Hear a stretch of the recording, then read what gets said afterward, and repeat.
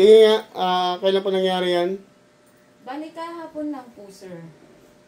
Pero nasementuhan yan. Opo, nung 10 years old po siya, na-dislocate po yan. Then, napasimento ko naman siya, nag-therapy. Okay naman po. 7 years na po siyang okay.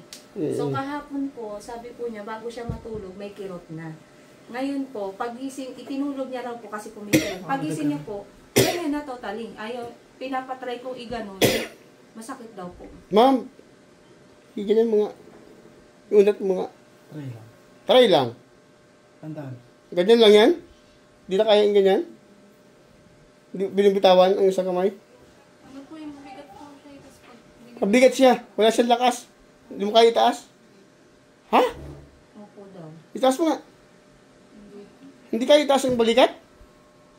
balikat Hindi nga. Yung kamay na. Kamay, hindi, walang lakas. mabigat. Patay tayo dyan. Kaya ako'y ano eh. Oh, naman lang. Narinig ka? Opo. Narinig ka. Masakit pa? Oh, mabawasan agad. Pero di ko pa natin alam kung ito. Sakit pa? Ha? Pero hindi masyado. Higa lang muna, ha? Nak, huwag mong isunod mo ng kay Sir. Huwag mo.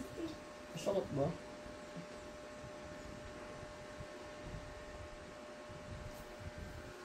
Ito, ayun. Kaya? Wala. Sa Batangas, kay Sir. Ano pangalan? Babae, lalaki? Babae po. Ano Oras pangalan? lang, ma'am. Hindi nga po, marunong din po yun. Manghihilot po yun, kaya lang. Ayaw niya pong galawin yan. Ako na yung blade.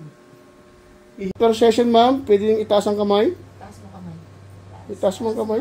Oo. Sige lang. Natataas na. Okay lang yan. And then, yung kamay kanina, nakagano ka, di ba? O, naiunat mo na. O, kamusta? May kurot pa? Papunti. Pero, naunat mo na. O, kanina, hawak-hawak mo, di ba? O, ma'am, saan pa galing? Antipolo po. Kamusta po ang treatment? Okay naman po. And Kamusta then- na? Ikaw ang nang makakaramdam eh. Okay naman. Okay naman? Maayos. Ayos ka na yan?